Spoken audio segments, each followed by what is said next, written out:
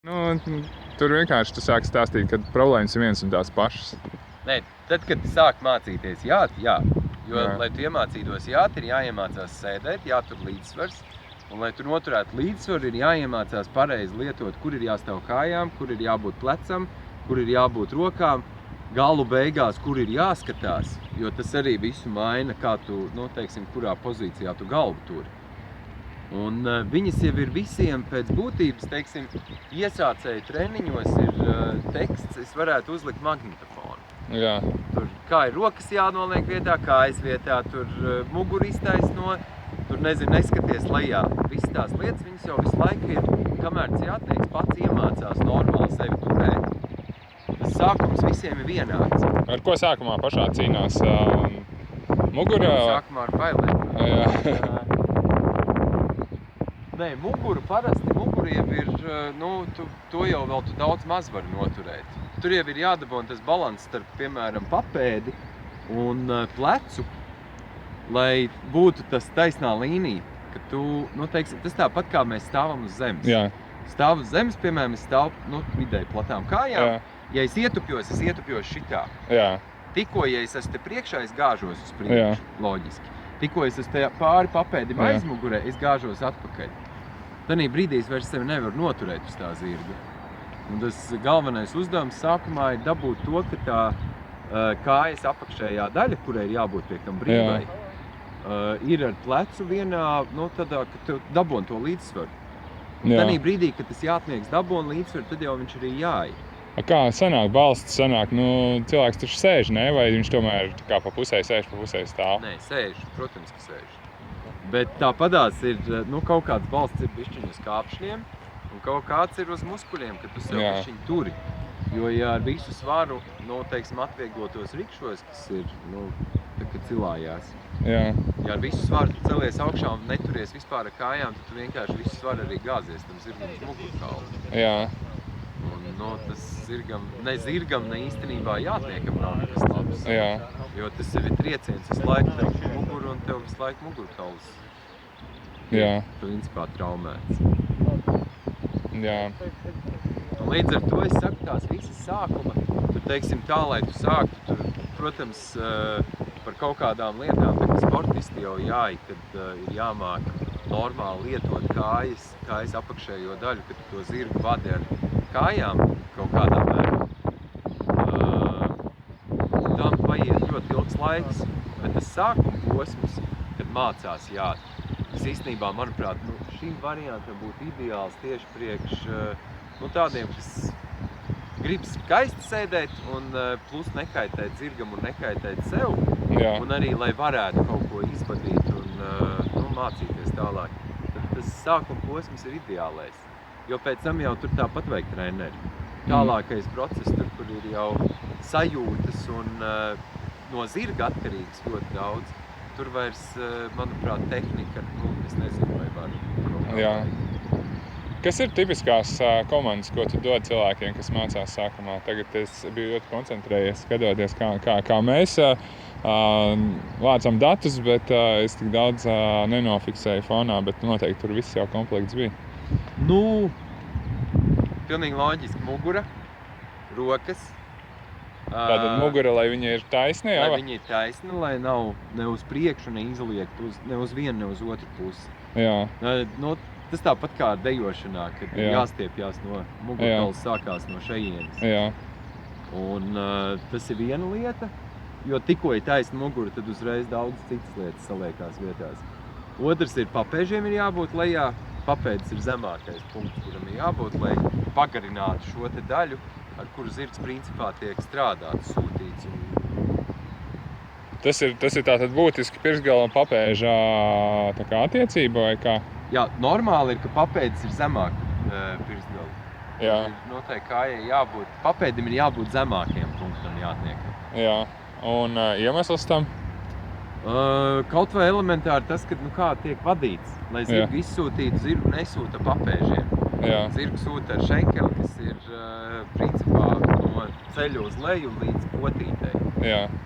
Un papēdis tas ir palīgi ierīce, ar ko tu vari piesūtīt, ja tas zirgs neaiziet. Tas tā kā jau stingrāks Normāli, ja labi iejāts zirgs, viņam būtu jāvirzās no tās kājas apakšējās daļas. Jā. Un tad, attiecīgi, tur ir vesela ķēdīte, lai tā kāja stāvētu, lai to zirgu var izsotīt. Tu nevar izgriezt baigi purngalu. Jo tikko tu izgriez purngalu, tev celis paiet nost. Tas nozīmē, ka tu vairs neturies neturi līdzsvaru, ne tu turies ar kājām, tev sanāk piespied jau apakšējo daļu, kurai būtu jābūt brīvai, lai tu varētu, strādāt ar to zirgu. Līdz ar to purngali jāvāc uz iekšu, tur pie rokas. Nākamais moments, kad rokai ir jābūt kā pacēl no sāniem, tā viņi paliek. Kā cilvēki mēdz darīt parasti? Vai iegriež šitā, vai otrs variants mēģina griezt uz āru. Jā. Tas gan ir retāk, lielākoties šitā, līdz ar to elkoņi brauc te. Nav tā, ka tas būtu tā, ka katastrofa. Jā. Ir milzīga atšķirība starp konkūru jātniekiem, kas lec, un starp, piemēram, iejādes jātniekiem. Jā. Jo iejādē skatās visu kopumu, kā iet zirgs, kā sēž jātnieks, un maksimāli maz drīkst redzēt vispār, kā jātnieks dod komandas. Tad konkūrā bieži vien arī var uz sacensībām aizbraukt, ka ir jātniekiem rokas stāv, muguras līkas. Ir galvenais, lai tas zirgs virzās, lai viņš normāli klausa komandām, un galvenais, lai lec. Bet manā uztverē ir jāmāk arī smuki sēdēt. Jā. Līdz ar to tās galvenās lietas, uz ko es, piemēram, visi treneri normāli sākumā skatās, tās ir kājas, pēdas stāvoklis, attiecīgi rokas pozīcija, vai viņi ir tā, vai viņi ir sašķiepta, līdz ar to arī elkonis, tad ir plecs, kuram ir jābūt uz leju, un no pleca rokai ir jābūt brīvai, jo lielākoties visa vadība notiek ar elkoņiem. Un tiklīdz sāk vadīt ar delnu, tā uzreiz roka te sagriežās, līdz ar to saspringzinās visi tie muskuļi, kuriem būtu jābūt, lai tu justu zirga muti. Un tad sāk turēties, pavadās, un tās ir tās lietas, manuprāt, šāds te verķīts daudzie vadiņi baigi būt labi tieši, kad jaunie jātnieki varētu sevi savākt smuki, un līdz ar to viņiem būtu vieglāk pēc tam jāt. Jo es saku, tas, kas notiek pēc tam, tur ir jau tik daudz sarežģītas lietas, ka to īsti, es nezinu, kādam tur materiālam jābūt un cik gadījums ir jāiegulda vai gadu 10 tanī, lai to visu varētu salikt elektroniski.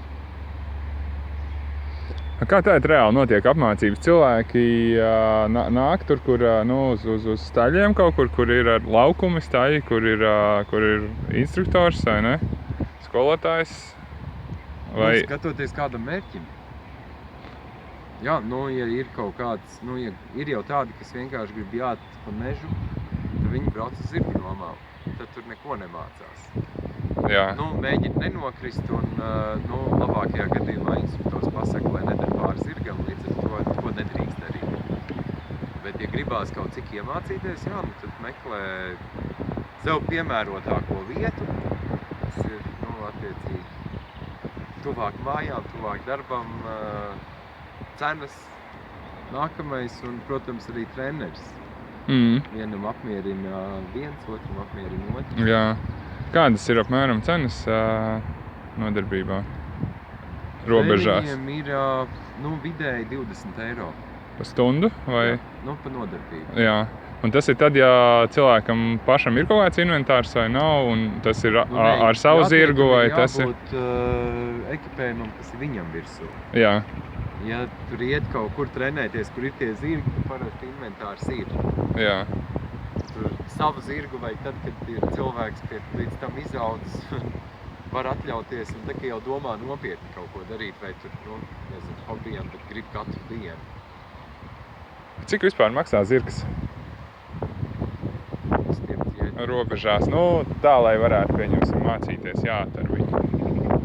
Tāds, kas ir hobija līmeni, jārēķinās ar kaut kādiem 5 līdz 10 000. Jā. Ja nav sportista ambīcija, jā.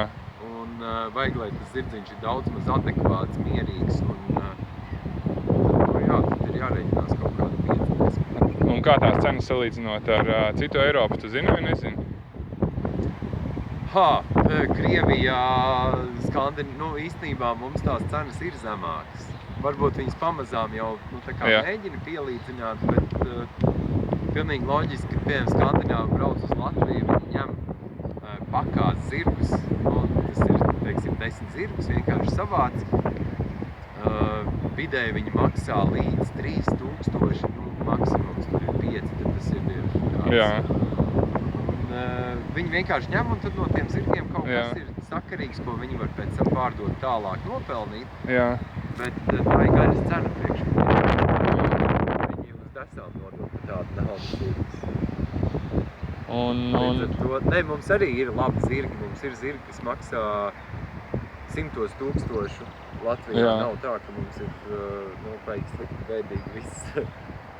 Bet tādu ir maz un lielu daļu latvieši nemāk vēl pieturēt un līdz ar to notirgot, tad tā cena vēl nav uzaugusi līdz tam, lai mums gan arī nav ne laukumu segumu Latvijā tik kvalitatīvi, lai tur to Grand Prix baigi varētu trenēt.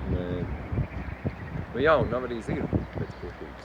Tā vērtība jau reāli auga ar to zirgu strādājot visu laiku un trenējot. Ir izcelsme, protams, ka tur vecāki kādi, un tas ir viens, ko pirmo skatās, tad ir darbspējas.